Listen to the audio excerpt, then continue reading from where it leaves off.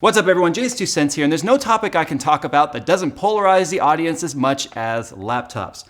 But take it from someone who spent almost a decade working in IT, working in satellite offices, and a gamer. Laptops are necessary. They're a necessary evil according to some, but I think they're just damn cool. So that's why I teamed up with MSI to get some laptops here that I borrowed to show you guys a couple of different categories of where laptops are, and hopefully make some of your buying decisions just a little bit easier. I did my back to school video where I showed how to build an inexpensive desktop. And the top comment was, why? Just build a laptop. It's a back to school build. You should buy a laptop. And if I talk about high-end laptops, then it's always, why would you buy a high-end laptop? Buy a high-end desktop.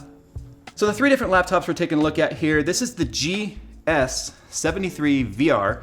And basically the GS stands for stealth. This is their stealth series. It's a very thin, lightweight laptop, as you can see right here. And I've actually took a look at this earlier this year, but there's been some generational upgrades, and we'll talk about that in a second. It's the same laptop that Nick is actually using now full time. It's a great laptop. I absolutely love the form factor of it, which is what really sold me on it. Now this is the GE series, which stands for enthusiast. This is their 15-inch model. This is pretty new. They also have a 17-inch version. It's important to note this is a 17 over here on the stealth also. But this is a 15-inch mainstream laptop, which is still pretty light and portable and packs a lot of hardware in there. But if you're the kind of guy that's like, you know what? I travel a lot and I want all the power I can get, and I'm not willing to sacrifice any of that power, well, then you look at the Titan series, because this guy, this is the successor to the one we took a look at earlier this year. If you guys remember the Titan I took a look at when I first moved into the studio, this is the successor to that. And trust me when I say they held nothing back. Now this may look like the same stealth we took a look at earlier this year. It's got the same chassis, the same brushed finish, which looks amazing, but unfortunately it's a fingerprint magnet. It's got the same 120 Hz 17.3 inch gaming display with 7700 HQ, 32 gigs of RAM, 1 terabyte SSD with I believe it was a 2 terabyte 7200 RPM drive in there, SteelSeries keyboard, RGB.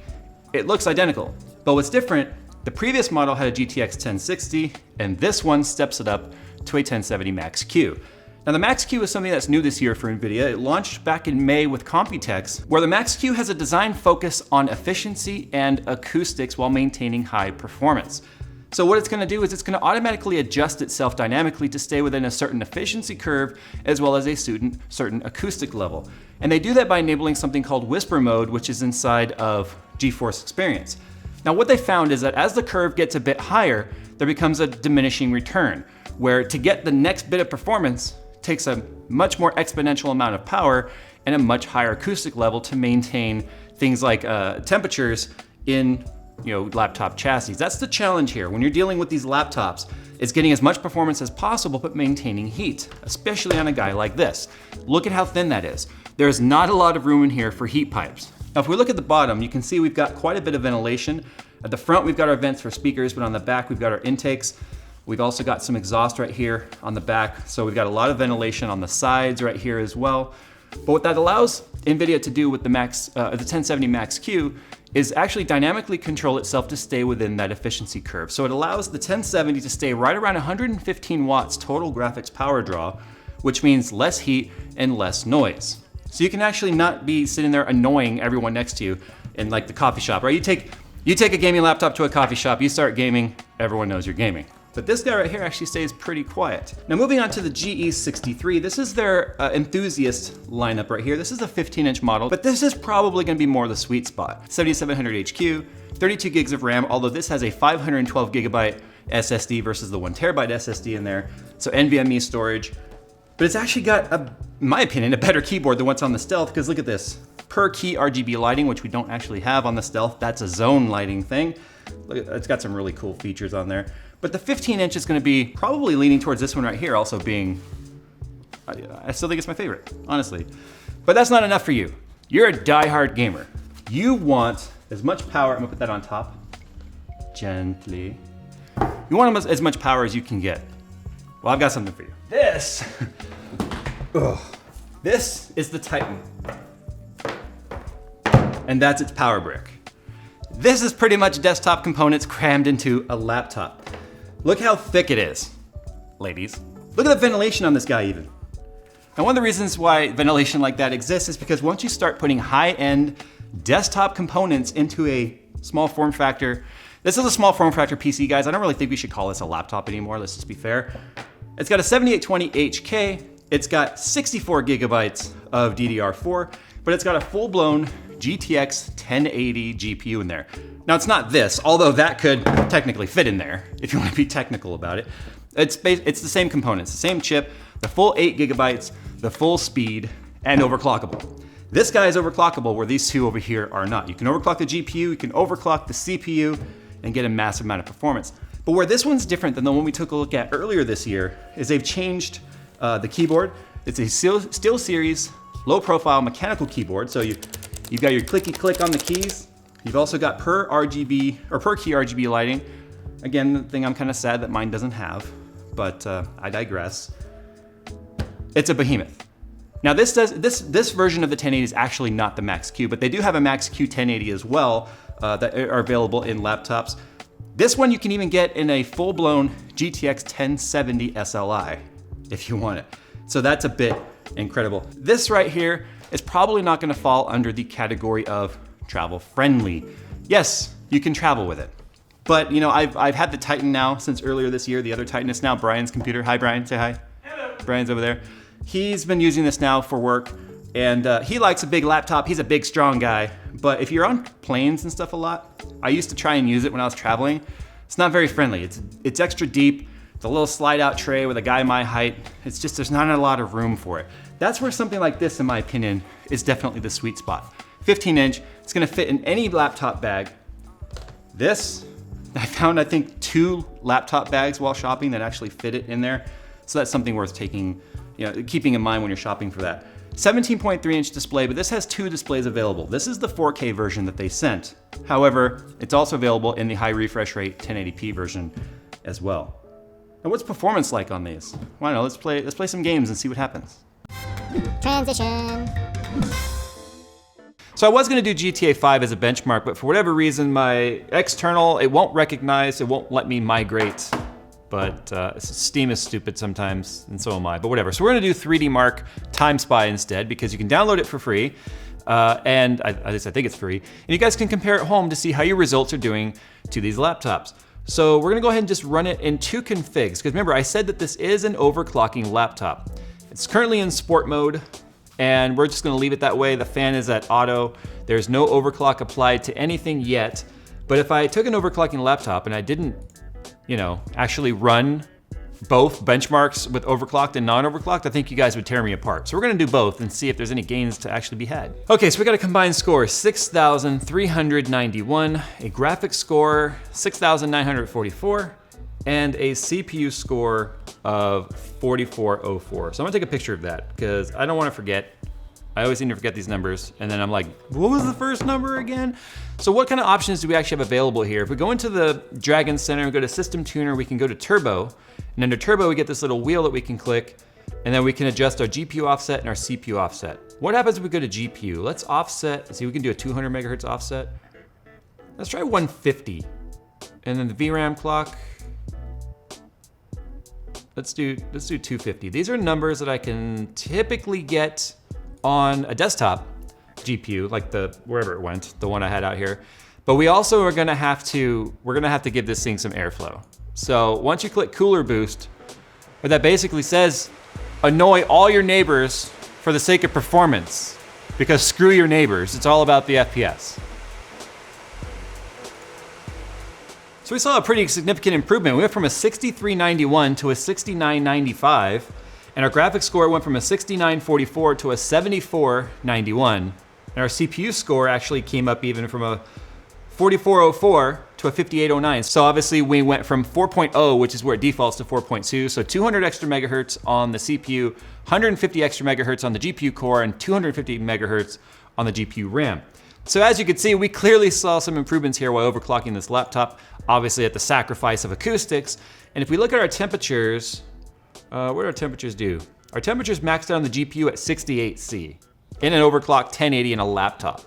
I think that's pretty damn acceptable. So next up is the GS63, which I find really to be middle ground. It's kind of like if the Titan and the Stealth had a baby. But because it's got the same 1070 Max-Q, you're gonna get the same efficiency benefits, the power draw benefits, right? It's not as much power draw from the plug, and you're gonna get better acoustics and performance when it comes to tailoring itself. But you still get overclockability with this because why the heck not? It's NVIDIA, you should be able to overclock it. But you don't get CPU overclocking with the 7700 HQ. That's unfortunate, but hey, at least we can control our GPU. So I'm gonna put it back up to the same frequency we had with the other Titan there, 150 and 250.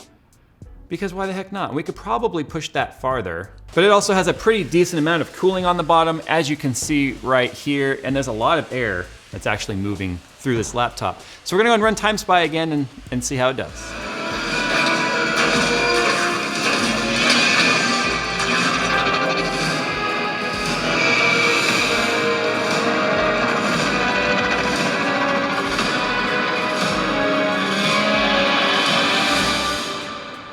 So yeah, the audio on this is pretty damn good. I wasn't expecting that, to be honest. So we got a 5584 on the combined test, a graphics score of 5979, and a CPU score of 4066. So remember, a 1080 higher end graphics card and a higher end i7 versus the mainstream stuff, and it's actually performing very, very well. What our max temperatures get? Remember, we are overclocked. Our max GPU temperature, looks like we reached right around 75. About 75. Oh, it looks like we hit 77 as a max temperature. And that's overclocked. Remember that, that's important. So the Max-Q design is definitely working pretty well. Which brings us back to the Stealth, which is, again, like one that we took a look at earlier this year as well. Now, if we go to the system tuner, what do we get access to here? So there's no turbo mode on that. So already, even though we have the same hardware in the Stealth, what we're giving up for the smaller form factor, the thinner form factor, it's actually a larger footprint, 15 versus 17. But because of the depth restraint, we have more cooling capability in the GE than we do versus the GS. So that's why all we get sport, comfort, eco, and power options, which is like high performance, or the high performance power option. So we can't do any overclocking on this whatsoever. We still have fan control, so you are sacrificing some on that. So I'm expecting this to actually score a little less than the GE, simply, even though we have the same GPU, simply because we are not going to be getting any sort of overclocking ability. Also too, audio-wise, the reason why you saw that audio clip on the GE, I've been running the Stealth for a while, personally. The audio is amazing on the GE versus the Stealth. In fact, we'll do a little bit of a side-by-side comparison right now.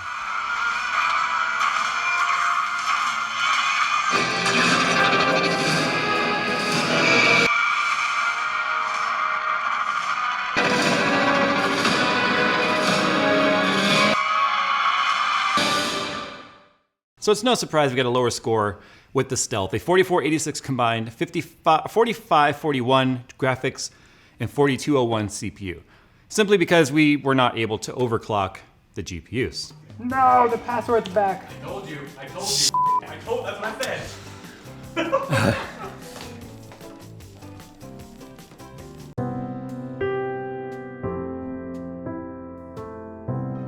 So I'm aware that this wasn't like in-depth reviews of each of these, but this was just kind of an overview of some of the lineup that you can expect with laptops, especially from MSI's G series.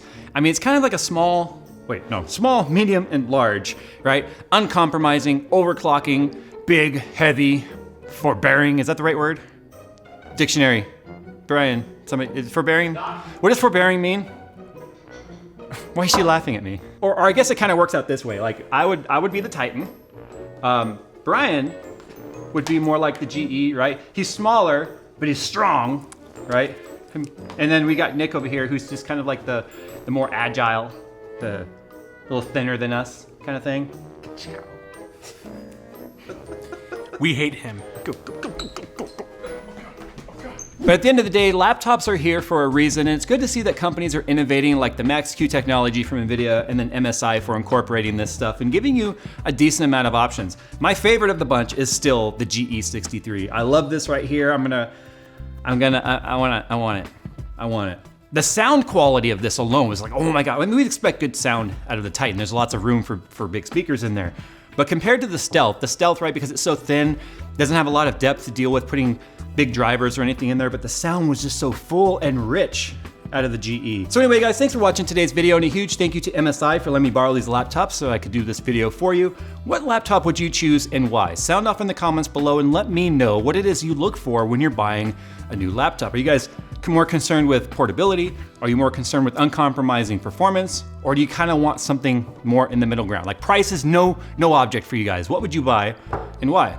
Anyway, thanks for watching, guys, and as always, I'll see you in the next one.